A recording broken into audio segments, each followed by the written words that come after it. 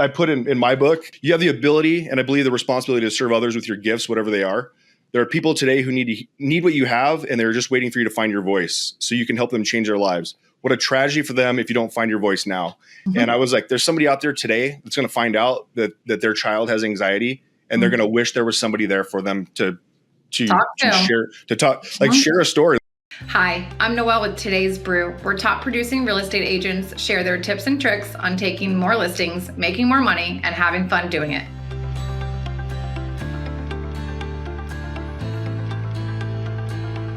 On today's episode, we welcome Brandon DeVere from Las Vegas. Brandon, how are you? I'm well. How are you? I am great. Thank you for joining us. Thank you for having me. I appreciate it. So for probably the majority of people, they think of Vegas and they just think of the Strip and they don't think about real estate. So tell us a little bit about the market. Yeah, I mean, it's, I do get asked often, like, which casino do you live in? I just went back home to Washington State last week, and somebody asked me, so do you just sell like the condos on the Strip and things like that? We have a lot more than that. There's a lot of building happening now. A lot of buyers interested in new builds, mainly because of the inventory that they're creating, and as well as some benefits and offers that they can give that some lenders can't. So seeing the shift towards that a little bit in my area. Okay, nice. So how long have you been an agent? I was originally licensed in 2005. Was an agent here in Vegas until 2009. Went to Seattle until 2012, and then I didn't have my license down here when we first moved back. And then about 2013, I got my license again down here in Vegas. So 11 years plus minus the gap, and then another 8 years or whatever. Yeah, but when you went to Seattle, you were an agent there as well? I was. It was interesting. I went there, and all I had to do was take a state test to get it because I already had the national. But when I came back, I had to take both again, which is interesting. But yeah, I went up there. It was one of the interesting things, and kind of we'll probably get into it in a little bit. But what I realized when I went up there was down here in 2009, like there were short sales and foreclosures, multiple on every street.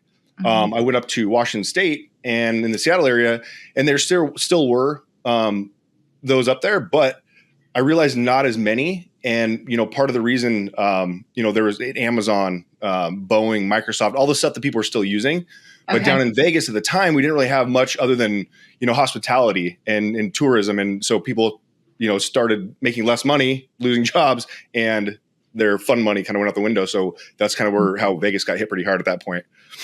Okay, so for some agents, that might be a challenge, switching to a completely different market. How did you maintain your business, even though it was still booming in the real estate world? But for you personally, what were you doing to keep going? So I kind of got lucky in a way. One of my best friends, who's actually like a national coach now, he's actually down in Dallas right now doing some work. He was actually just launching he's just getting into real estate and then just launching his brokerage at that time. And I also had kind of a sphere already because I'm originally from Washington State. So moving back there, I already kind of knew people. But I also had, I stayed connected with other agents and saw kind of what they were doing and just try to replicate that. I'm very much into, I grew up in a town of about 2,000 people. So I really like the community aspect. So, being involved in, local businesses and things like that, generating referrals that way was helpful. And I mean, when I moved back to Vegas, probably 2 years after I got my license, I started my first podcast.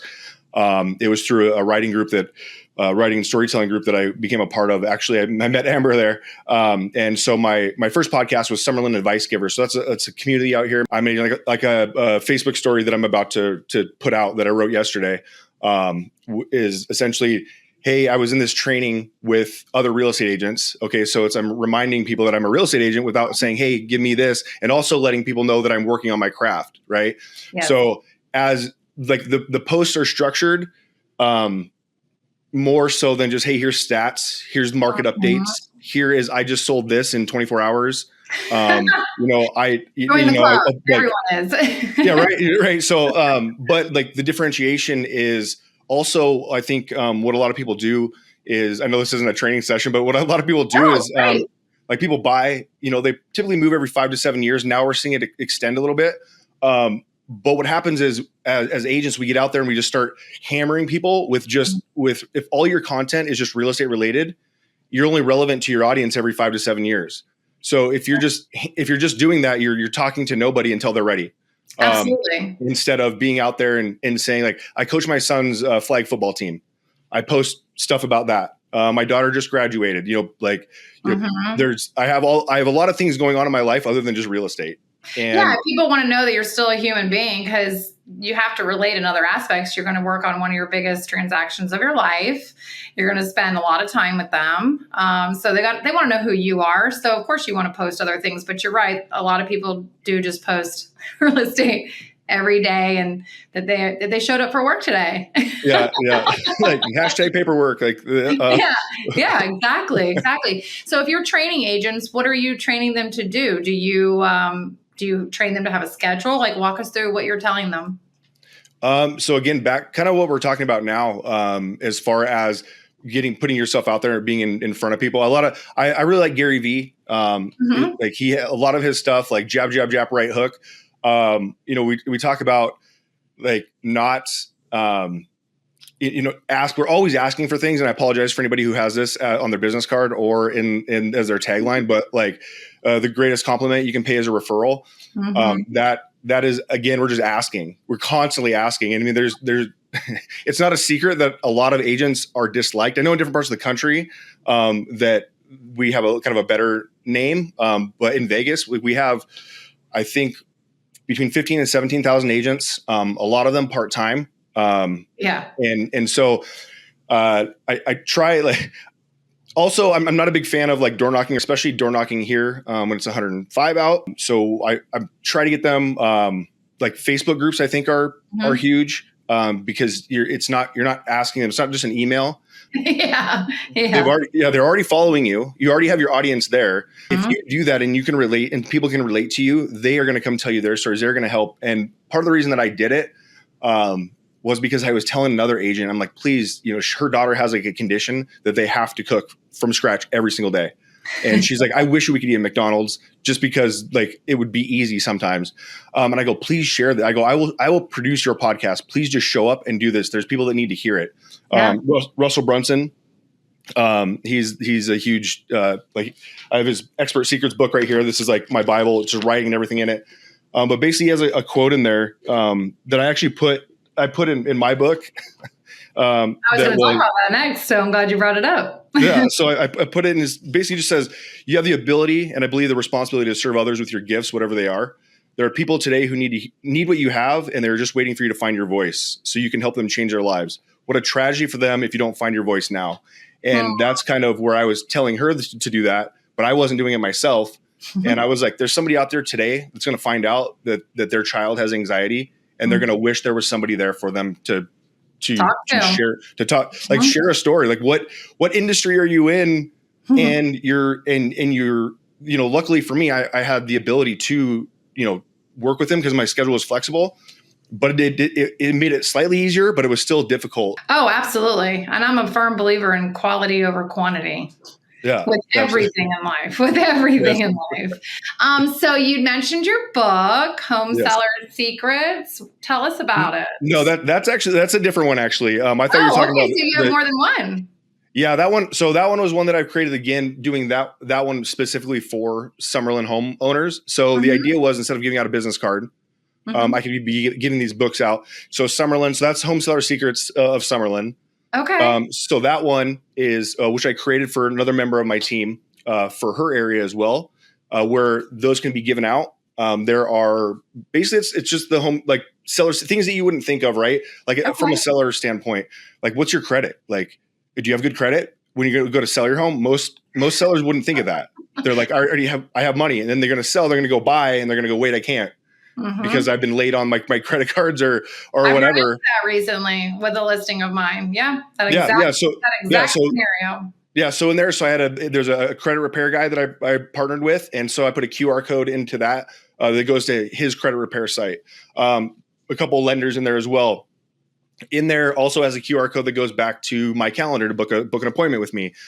So if like I have a story that I can share about me and where I'm at now, but no one else can really. I mean, they can share that story and say that they are, a partner of mine, but they can't necessarily share my exact story.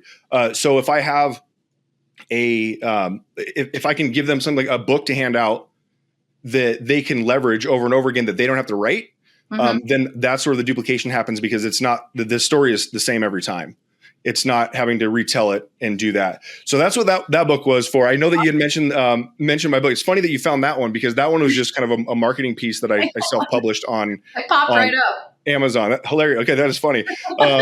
The other book that I wrote is actually the first one that I did, and I belong to a group a long time ago where we licensed books, and I had to buy 100 of them, and I bought 100 of them, and I read it, and I was like, it doesn't sound like me, and eventually I'm going to write my own book, so I need to. I can't give it out anymore. So I have about 94 of them still in my garage. So because I didn't want to lessen the excitement for myself when I actually wrote a book, not just put my name on one.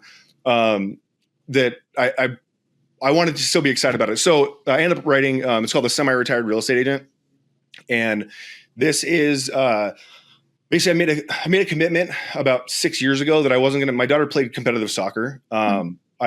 I made a commitment that I wasn't going to miss any more games or tournaments for open houses, showing homes, all that stuff. And so people are like, oh, what's a semi-retired real estate agent? Is that when you go golfing and take naps all day, or like, what is it? And I was like, no, I said, it's, I don't want to miss any games. Yeah. And so eventually there weren't going to be any more soccer games. And here we are today. There's no more soccer games. What excites me is that somebody getting, braces for their kid, with an extra few $100s a month that they normally wouldn't have.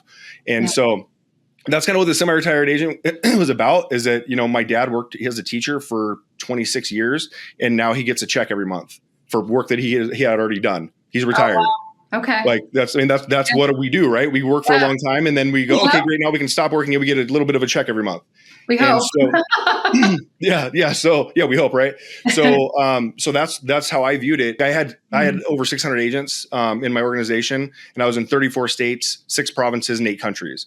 Wow. Like when you get paid from a check from South Africa, it's kind of cool, right? Absolutely. So those are the types of things. Yeah, those are So when I see other people do that, so for instance, the first 2 chapters of my book, number 1 is about legacy. And I tie that to my mom. She passed away when I was 18. But when we were, and she was sick from about the time I was 12. I'm but sorry. when we left my dad's sister and I walked out of the church, it was standing room only in the church. We walked outside. It was packed in the parking lot, people there. And then for the next 2 months, we didn't even have to go to the grocery store. People still to this day bring cookies to my dad's house on Christmas time. And I smile about that moment now. Back then I wasn't, but I do now, because I'm like, man, how did she touch these people that they make my sister and I both had multiple pseudo moms. We had a bunch of our friends, moms all kind of took us in as their own, during that time. And I took care of my dad as well. So that was kind of where the legacy piece came for me. That's a good way to think about it. Definitely. You mentioned a coach. So do you have a coach now? I do. John Story. Okay. He's very, very well connected. He's one that I'm learning a lot of Facebook stuff from right now. Okay. I do have, I cheat a little bit, because one of my best friends that I've known since we were 4, Nick McLean, he actually coaches with Reside, John Cheplack, things like that. I tap into him. Every now and again, I'll steal from him. How important is a coach, do you think, for agents? I think it's massive. I am rereading Who Not How. If you've read that book or heard of it, have you heard of Traction? No, and I read books, a lot of books. Yes. I haven't heard either of those. So Who Not How, I would definitely, either read it, listen to it, whatever. Okay. Some books I like to read and listen to, but when you have a coach there, they can take you from I tend to veer off. So my coach, what do? They bring me back. I think having a coach, having the right coach too. And I think there's a lot of coaches that they start by just telling you what you're doing wrong, and telling you like you're not, that's because you're doing this and you're not doing this and this, and you are, instead of being like, okay, like Gary Vee, he's like, triple down on your strengths. What are you good at? Oh yeah. I mean, I don't know that right? people want to hear what they're doing wrong. I like the accountability side of it, but no, I don't want to be berated. Yeah. I don't want to pay you and show up for that. I'm good on that. Like you said, focus on what you are good at. And double down, like you said. So if you had one piece of advice for a newer agent, what would it be? Oh God, I guess probably along the same lines. Like what are you good at, and find out what you're good at and what you like to do. Okay. And focus. Actually, you know what? Take that back. Focus on your community. Like whatever community you want to be in, focus on that. You don't need, they say you can't be all things to all people, like jack of all trades, master of none. Like if you want to be, for me to be the Las Vegas expert, like there's no one can. No one can. Focus on a subdivision. Yeah, but I can be, the Summerlin South expert. Yeah. All the places in that area, and share, my experiences. I'll give you just a brief example of this. For my Learn for Two podcast, when COVID hit, that one was just me for like the first 200 episodes, just me talking. And then COVID hit, and I went back, and I knew that local businesses either didn't have the skill set, the bandwidth, or the funds to create the content they needed to create. So I went to a local pet store, and I just did a TikTok video for them. Went and asked them if it was okay if I do that. Hey, I'm just going to showcase. Is it okay if I do this video? She's like, why? Why do you want to do that? And I'm like, well, I'm trying to help local businesses out. And she's like, no, but really, why do you want to do that? And I'm like, well, I guess I'm a real estate agent. And if somebody sees this, maybe they decide that they like me and they want to do business with me. And she goes, do you have a stack of business cards with you? I want to give them out to all my people. Know exactly, or I know exactly when my people are moving. And nice. So for that, like the perfect example of, remember asking for things, like that was a jab. Like here's something for you. Here's something of value. This isn't a market update that you think is valuable. This is me giving you a free, who knows, maybe 10 people see it. Yeah. Maybe 1,000 people see it, whatever. But I extended with an offer for not something for me. It was for them, and they immediately wanted to reciprocate. And as a new agent, if you go out and start making yourself known within your community, they're going to have no excuse not to refer you to people. Perfect. Just talking to people. Yeah. Well, this was awesome. Thank you so much for coming on today. We really appreciate it. If anybody wants to reach out to you, how can they? If you can find me on all social media under Brandon DeVere. That's probably the easiest. If you want to go book an appointment with me, go to mostagentbenefits.com. And there's a calendar on there. You can book an appointment with me on there. YouTube, again, under Brandon DeVere. I do my a podcast almost semi-daily. Okay, perfect. Wonderful. Well, thank you so much. This was wonderful. Thanks for coming on. Yes, absolutely. Thank you for having me.